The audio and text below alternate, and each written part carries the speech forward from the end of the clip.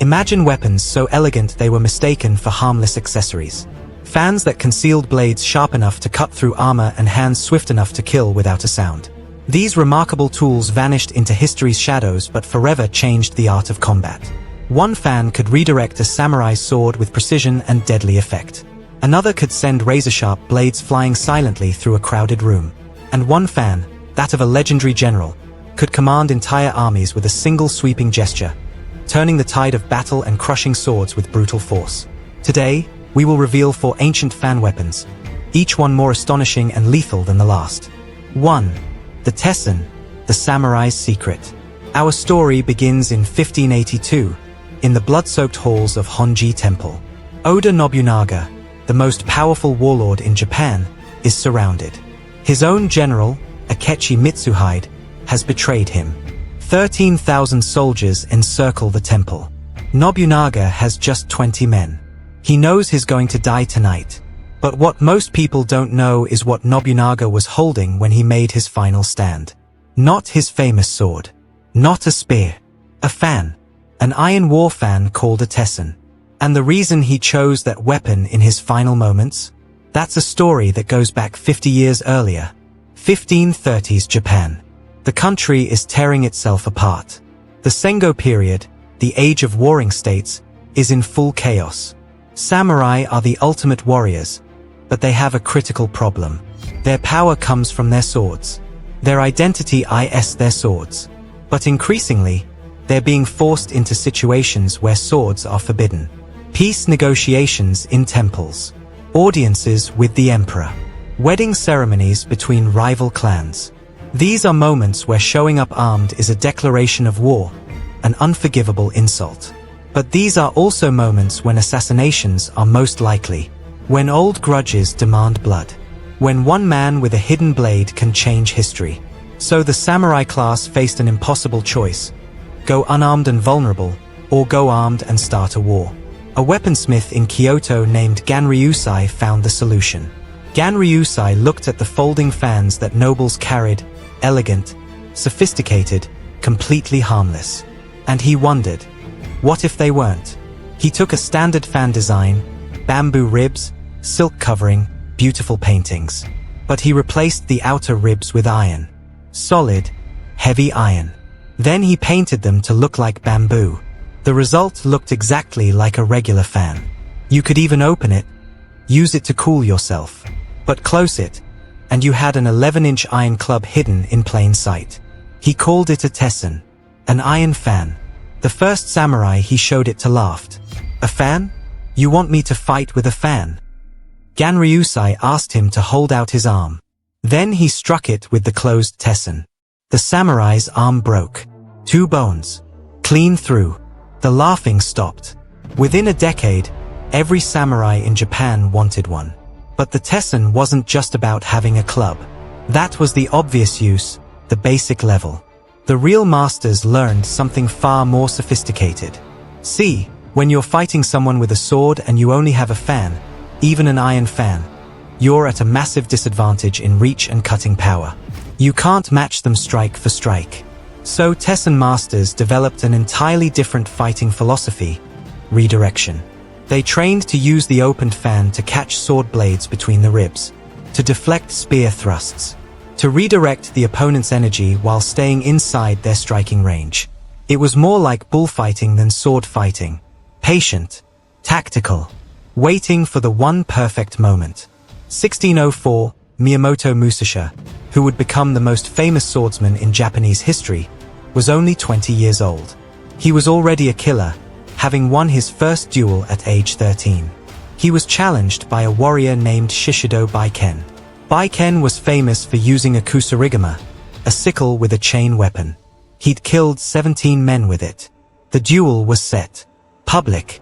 Formal. Witnessed. Musashi showed up with a Tesson. Just a fan. The crowd murmured.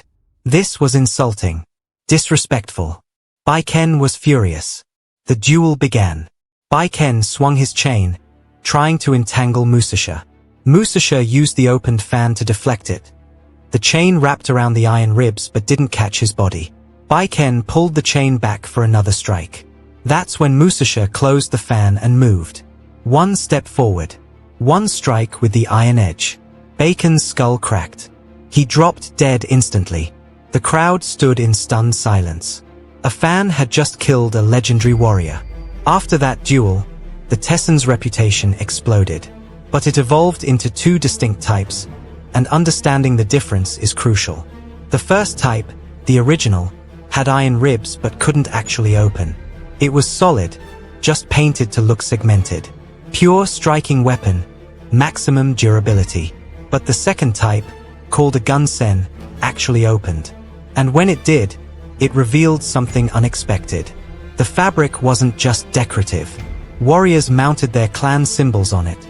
Sure, but they also used it as a signaling device in battle, giving silent commands to troops who couldn't hear shouted orders over the chaos. And some embedded ground glass in the fabric. Open it suddenly in someone's face, and they're breathing particles, blinded, choking. While they're incapacitated, the iron ribs finish the job.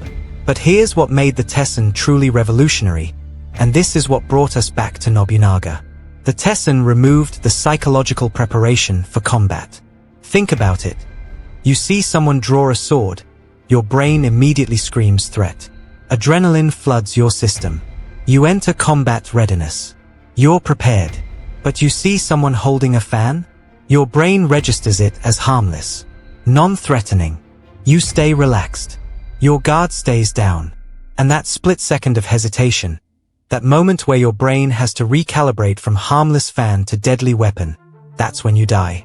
Which brings us back to that burning temple in 1582.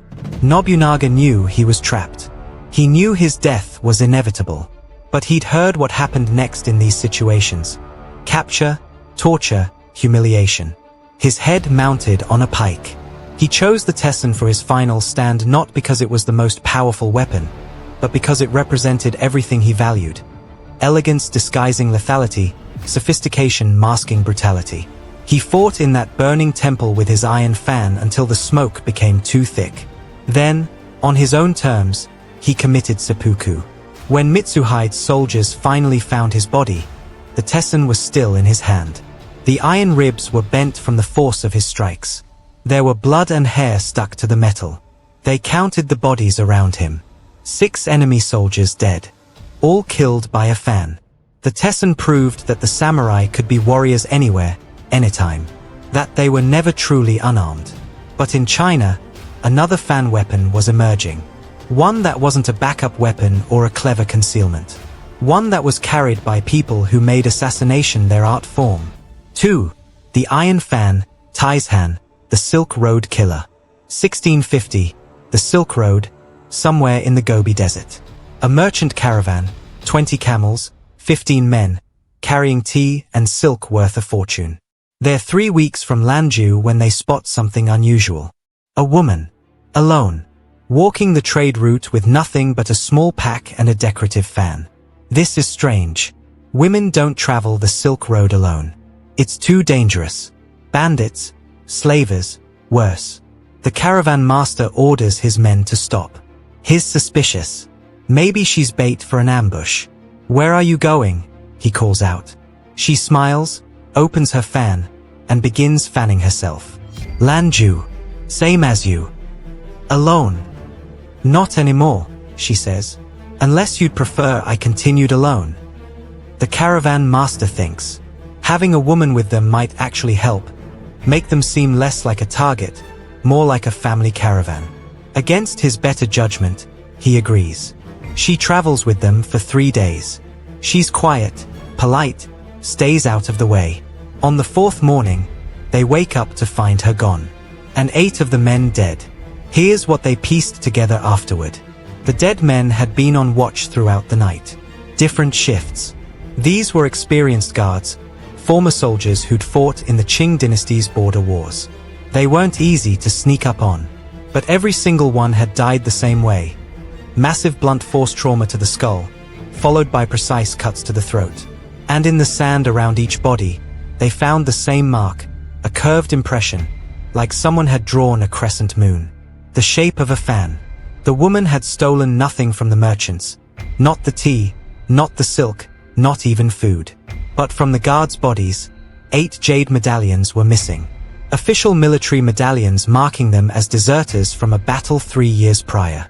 She wasn't a random traveler. She was a bounty hunter. And her weapon of choice was a taizhan, a Chinese iron fan.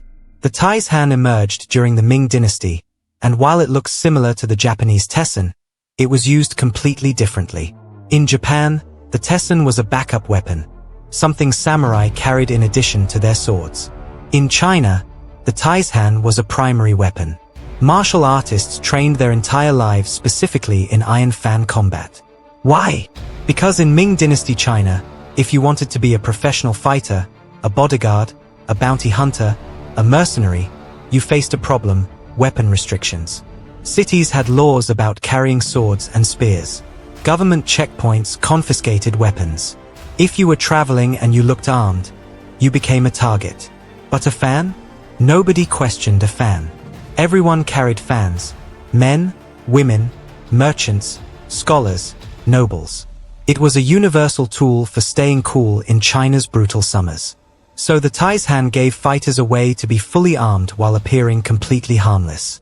But the taizhan was far more sophisticated than just an iron club that looks like a fan. The ribs weren't just made of iron. They were made of sharpened steel. Edges honed like blade knives. And the combat style developed around this dual nature. Closed, it was a club. Devastating strikes that could shatter bones. But opened, each rib became a cutting edge. The deadliest technique was called blooming lotus. You'd engage in close combat with the fan closed, blocking and striking like you're using a short staff. Your opponent would adapt to this pattern, their brain locking into blunt weapon defense mode. Then, mid-combination, usually when they lunged forward, you'd snap the fan open directly into their face. The ribs would spread out like flower petals, and each sharpened edge would slash across their eyes, nose, cheeks. Instant blindness. Facial arteries severed. Massive blood loss. While they're reeling backward, clutching their ruined face, you close the fan and drive the iron tip into their throat. The whole sequence took less than 2 seconds. And once you'd seen it, the name made perfect sense. The fan opened like a lotus bloom, but instead of beauty, it delivered death. 1680s, the Qing dynasty is consolidating power. They're purging Ming loyalists, crushing resistance. A wealthy merchant named Kang Yuhui is secretly funding Ming resistance fighters. The Qing government knows this but can't prove it. His compound is a fortress, high walls, loyal guards, no obvious vulnerabilities. They need someone who can get inside. Someone he'd never suspect. They hire a woman named Shenyangzi. Her specialty? Iron fan combat. She trained at the Amei Mountain Martial Arts Academy, one of the most prestigious schools in China. The plan is simple. She'll pose as a courtesan, gain access to his household, and eliminate him quietly. But the night she makes her move, everything goes wrong. Kang Yuhui is paranoid. He has guards everywhere. And that night, as Shenyangzi is moving toward his chambers, one guard gets suspicious. He challenges her. She tries to talk her way past. He doesn't buy it. He calls for backup. Within seconds, 15 armed men are converging on her position. She's in a corridor, narrow, no escape route. 15 men, all with swords. She has her iron fan. The first man charges. She sidesteps, opens the fan across his throat. The sharpened ribs slash through his windpipe. He drops, gurgling. The second and third come together. She closes the fan, blocks one sword, strikes the second man's temple with the iron handle. His skull cracks. He falls. She opens the fan again, catches the first man's blade between the ribs, twists, his sword trapped. She closes the fan, trapping the blade completely, yanks it from his grip, then strikes him with the fan edge. His jaw breaks. He goes down. For the next 3 minutes, that corridor becomes a slaughterhouse. The guards have every advantage: numbers, reach, heavier weapons. But they're fighting in a narrow space where their numbers actually hurt them. They can't all attack at once. They're getting in each other's way. And Shenyangzi is using the taizhan exactly as it was designed. Perfect for close quarters, where the fan's quick transitions between defense and attack are devastating. By the time it's over, 11 men are dead or dying, or have fled.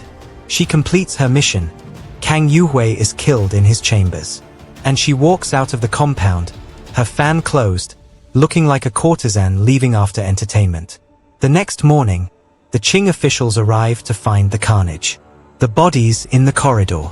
All those soldiers, trained fighters, killed by one woman with a fan. They don't publicize it. It's too embarrassing. The Taishan proved that sophistication could match raw power.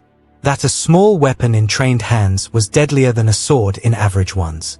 But while the Taishan was perfect for close combat, for those quiet, personal assassinations, the next weapon was designed for something different. For commanding armies. For making thousands of men move with a single gesture. 3. The gunbai, the general's wrath. October 21st, 1600. The Battle of Sekigahara. The biggest, most important battle in Japanese history. 200,000 men facing each other across a valley in central Japan. The winner will control the entire country. On the western ridge stands Ishida Mitsunari, commander of the Western Army. He's outnumbered, but he's got the high ground and better positioning. If he plays this right, he can win.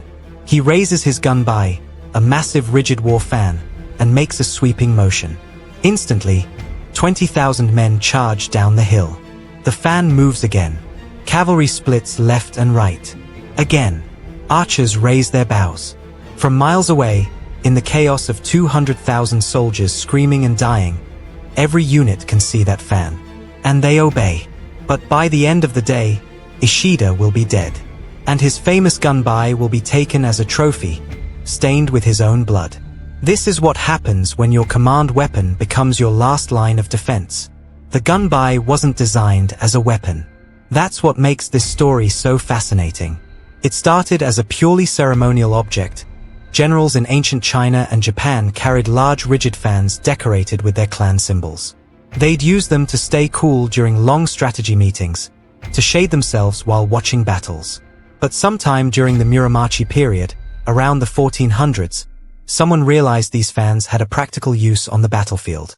When you're commanding thousands of men spread across miles of terrain, your voice doesn't matter. You can scream until your throat bleeds and the soldiers 300 yards away won't hear a single word. Drums and horns help, but they can't communicate complex commands. But visual signals? Everyone can see those. The gunbai was perfect for this. It was large, usually 2 feet tall, shaped like a giant leaf. Painted in bright colors, red, white, gold, that stood out against any background. Hold it high, and men miles away could track your commands. Different movements meant different orders. Sweep left, cavalry advance left flank. Sweep right, archers focus right. Hold it high and still, hold all positions, don't advance. Wave it in a circle, general retreat. Point it forward with 2 hands, full attack, everyone advance. But here's what changed everything. Generals in feudal Japan didn't command from safe positions in the rear. They were in the battle, at the front, leading charges. This was culturally essential. A general who hid while his men died was considered a coward, and cowards didn't keep their positions long. So the gunbai needed to work as both a signaling device and a weapon. And weapon makers rose to the challenge. They made gunbai out of solid wood, thick, lacquered, reinforced with iron bands. Some were made entirely from iron, disguised to look like wood. The weight varied from 5 to 10 pounds. That might not sound like much, but swing 10 pounds of solid metal at someone's head with both hands? You're not hurting them. You're killing them. And the gunbai's size, its width and length, made it function as a shield. Arrows would hit it and stick or deflect. Sword strikes would land on it instead of the general's body. Some high-end gunbai had metal studs or small spikes around the edges. So if you blocked a sword strike with the fan face, you could immediately counterattack with the same motion. Rake those spikes across your opponent's face, then follow up with a crushing blow. 1561. The Fourth Battle of Kawanekajima. Takeda Shingen versus Usuji Kenshin. 2 of the most famous generals in Japanese history. They've fought 3 times before, and each battle has been inconclusive. This time, Yusuji tries something desperate. While Takeda is commanding his forces, distracted by the chaos of managing thousands of men, Yusuji personally leads a small unit of cavalry through the confusion. They're heading straight for Takeda's command position. It's a decapitation strike. Kill the general, win the battle. Takeda's bodyguards see them coming. They form a defensive ring. But Yusuji is a legendary swordsman, and his cavalry are elite. They smash through the bodyguards. Yusuji himself breaks through. He's on horseback, Takeda is on foot. Yusuji has a katana, 3 feet of razor-sharp steel. Takeda has his gun by. Yusuji swings down from horseback, a killing blow aimed at Takeda's head. A blow that should end the battle, end the war. Takeda raises his gun by. The sword hits the iron-reinforced fan face and stops. The sound, metal on metal, rings across the battlefield. Yusuji pulls back for another strike. Takeda doesn't retreat. He steps forward, into striking range, and swings his gun by like a club. It hits Yusuji's shoulder. The armor there cracks. Yusuji nearly falls from his horse. They exchange 7 more strikes. Sword against fan. Each time, the gunby blocks or deflects. Each time, Takeda counters with crushing blows. Finally, Yusuji's reinforcements arrive and pull him back to safety. He's injured, his armor is ruined, and his assassination attempt has failed. Takeda stands there, gunby raised, bellowing orders. His army, seeing their general survive personal combat with the enemy commander, surges forward with renewed ferocity. Yusuji's forces break and retreat. After that battle, Takeda's gunby became legendary. It was painted with a specific character, K's, meaning wind. The idea was that Takeda's armies moved like wind, swift, unpredictable, unstoppable. That gunby still exists today. It's in a museum in Yamanashi Prefecture. If you look closely, you can still see the scratches on it from Yusuji's sword. But the gunby had another use. One that was darker. One that shows how a symbol of command could also be an instrument of terror. When a general needed to execute someone for cowardice or betrayal, right there on the battlefield, the gunby was the tool. It was immediate. It was authoritative. And it sent a crystal-clear message to every soldier watching. One strike. Public. Final. The same fan that commanded armies also enforced discipline with brutal efficiency. The gunby represented authority made physical. A weapon that could direct thousands of men or kill one man, depending on what the moment required. But while generals commanded armies with massive war fans, there was another type of fan weapon emerging. One that didn't need size or weight or authority. One that killed from a distance, silently, invisibly. 4. The throwing fan, the Shadow's Blade. 1573, Seoul, Korea. A summer festival in the royal district. Thousands of people celebrating in the streets. Lanterns, music, dances. Everyone is happy, relaxed. In the crowd, a magistrate named Cho Sangjin is walking with his bodyguards. He's corrupt. Everyone knows it. He takes bribes, manipulates court decisions, destroys families for profit. 3 previous assassination attempts have failed. He's too careful. His guards are too good. He varies his routes, never announces his schedule, always watches for threats. But tonight, at this festival, he's finally relaxed. He's in a crowd of thousands. No one can get close enough to harm him. He notices a woman standing nearby, fanning herself. She's beautiful. He makes eye contact, smiles. She smiles back, opens her fan wider. And then, so fast that no one sees it happen, she flicks her wrist. The magistrate stumbles. His hand goes to his throat. His guards turn, confused. There's blood, lots of blood, pouring between his fingers. They see a small blade embedded in his neck, right where the carotid artery runs. He's dead in seconds. The guards spin around, looking for the attacker. The woman with the fan has dropped it and is already screaming with the rest of the crowd, running away from the sudden violence. The guards try to grab her, but the crowd is panicking, surging in every direction. In the chaos, she disappears. Later, when they examine the dropped fan, they find it has 6 ribs. Only 5 are still attached. This wasn't a throwing star. It wasn't a knife. It was a rib from a fan, ejected with a hidden trigger mechanism. A weapon so subtle that no one saw the attack happen.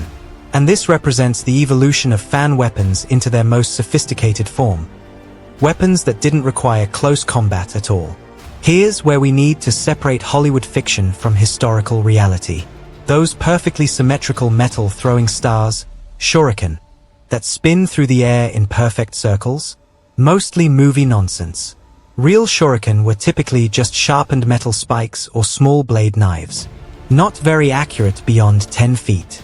Not reliably lethal unless you hit something vital. But there was a real weapon that combined the concealment of a fan with ranged capability.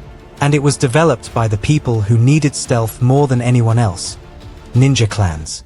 The throwing fan, or projectile-equipped war fan, worked like this. Some of the fan's ribs weren't decorative. They were detachable blades, held in place by a spring-loaded mechanism.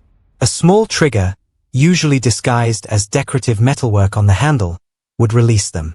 When you opened the fan and triggered the mechanism, 1 or more blades would shoot out. Effective range was only about 15 to 20 feet, but that was enough. Because the genius wasn't in the range. The genius was in the psychology. Think about how people react to threats. Someone draws a knife. Everyone sees it. Guards react. The crowd parts. Escape becomes nearly impossible. Someone raises a bow. Even more obvious. You've got seconds before you're swarmed. But someone standing there holding a fan? Fanning themselves? That's not a threat. That's just someone trying to stay cool. Nobody's watching them. Nobody's ready. And then, in one fluid motion, snap the fan open, flick the trigger. The blade is already flying, and you're already moving away, just another panicked person in a crowd. By the time anyone realizes what happened, you're gone. The IGA and Koga ninja clans, the most famous ninja provinces in Japan, particularly favored these weapons for urban assassinations. There's a documented account from 1582 of a ninja named Nakagawa Shinjiro. He was assigned to kill a corrupt official who was protected by 12 bodyguards and never appeared in public without them. The official was attending a theater performance, a narrow, crowded space where everyone was sitting close together. Perfect for a blade attack, except the bodyguards were stationed all around him, watching everyone. Nakagawa got a seat 3 rows behind his target. He waited until the most dramatic moment of the play, when the entire audience's attention was focused on the stage, when the actors were screaming, when the music was loudest. He opened his fan, as if cooling himself in the warm theater. The bodyguards didn't even glance at him. He triggered the mechanism. A blade shot out, over the heads of the 2 rows between him and the target, and buried itself in the base of the official's skull. The man slumped forward. Everyone thought he'd fallen asleep. The bodyguards didn't realize he was dead until the play ended and they tried to wake him. But there was an even more insidious variant that some assassins used, the poisoned needle fan. Instead of ejecting blades, these fans had tiny needles hidden in the ribs, sometimes poisoned, sometimes just sharp. When you open the fan close to someone, pretending to offer them cool air, being polite, the needles would scratch them. Barely noticeable. Maybe they'd think an insect bit them. Then you'd excuse yourself and leave. And hours later, they'd collapse. This method was favored for high-profile targets where immediate death would cause chaos or start investigations. You needed the assassination to look like natural causes: sudden illness, weak heart, tragic but not suspicious. The throwing fan represented the peak of covert warfare, a weapon that killed without ever looking like a weapon at all. But there was one final evolution of fan weaponry. One that didn't kill through blades or blunt force or projectiles. One that killed through something far more patient, far more inevitable. 4 weapons. All of them fans. All of them proving the same truth. The most dangerous thing in any room isn't always the most obvious threat. Sometimes it's the most beautiful object. The most elegant. The most innocent looking. Sometimes death comes wrapped in silk and painted with flowers. And that's why, For nearly 1,000 years, the smartest warriors in Asia never went anywhere without a fan. If this changed how you see everyday objects, hit subscribe. I've got more hidden weapons from history that'll make you question everything.